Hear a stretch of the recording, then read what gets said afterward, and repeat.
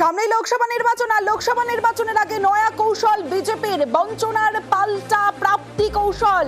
ফেব্রুয়ারি থেকে মার্চ পর্যন্ত প্রচারে বিজেপি, ঠিক কি কৌশল বিজেপি জানবো। ভেঙ্কটেশ্বর লাইডি রয়েছে আমার সঙ্গে। ভেঙ্কটেশ্বর, দেখো, একদিকে যেমন তৃণমূল কংগ্রেস কেন্দ্রীয় বঞ্চনার অভিযোগকে সামনে রেখে তারা লাগাতার আন্দোলন কর্মসূচি পালন করছে, এবারে তৃণমূল কংগ্রেসের পাল্টা বিজেপিও তারা কৌশল নিয়েছে।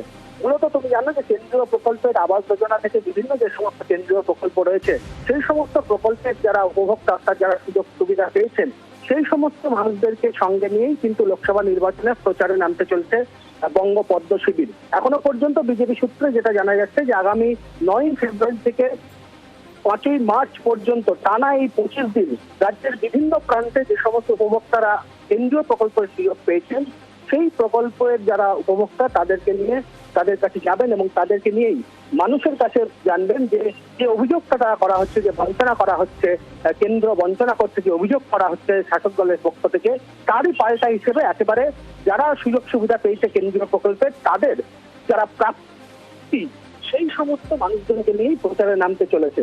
সব মিলিয়ে বলা চলে একেবারে শাসক দলের পাল্টা এবার বিজেপির নয়া কৌশল, প্রাপ্তি যারা কেন্দ্রীয় প্রকল্পের সুযোগ সুবিধা পেয়েছেন, সেই সমস্ত মানুষদেরকে নিয়েই পথে নেমে প্রচারে নামছে গেরুয়া শিবিরে।